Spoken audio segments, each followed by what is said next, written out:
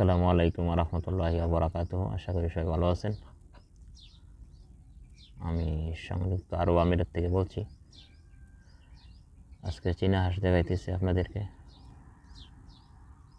আসলে সাধারণত আমার যে আনোয়ার হোসেন যে পেজে আসলে আমি হাঁস, মুরগি, কবুতর, হরিণ এগুলোই বেশি দেখাই। তো যদি আমার পেজটা আপনাদের কাছে ভালো লাগে তো অবশ্যই লাইক, কমেন্ট এবং ফলো করে রাখবেন। তো আজকে হাঁসগুলো দেখানোর কারণ হয়েছে, আপনারা সবাই অবগত আছেন কিছুদিন আগে ওইতে বৃষ্টি হয়েছে। তো যেহেতু এটা মরুভূমির দেশ, পুরাটি বালু, এখানে যে হাঁসগুলা আছে প্রায় 25-30টা হাঁসের এসে বাচ্চা, এগুলার বয়স এখনও 2 মাস হয়নি, আর কয়েকটা আছে বড়। তো বড় হাঁসগুলা 2টা হাঁস ডিম নিয়ে বসছিল। একটা হাঁস প্রায় 2-1 দিনের মধ্যে ডিমগুলা ফুটতো। তো বৃষ্টি হওয়ার পরে এখানে কিছু শিয়াল আছে। আমাদের দেশে যে শিয়াল এরকম না, আমাদের দেশের যে কাঠবিড়ালির চেয়ে একটু বড়। তো এগুলা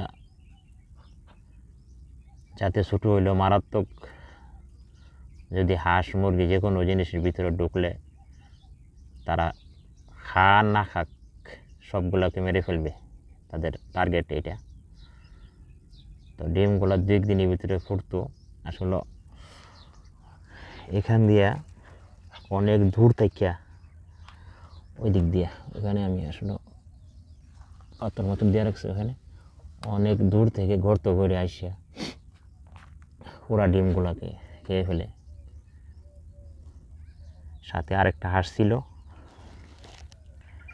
ওইটারও ছিল 5-6টা ডিম, সবগুলা খেয়ে ফেলে।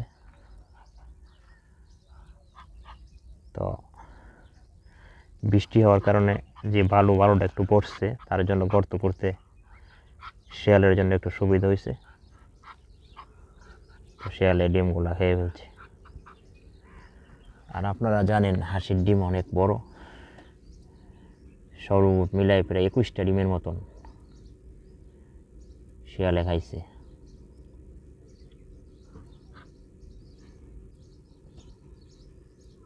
তো যদি আমার ভিডিওটা আপনাদের কাছে ভালো লাগে অবশ্যই লাইক, কমেন্ট করবেন।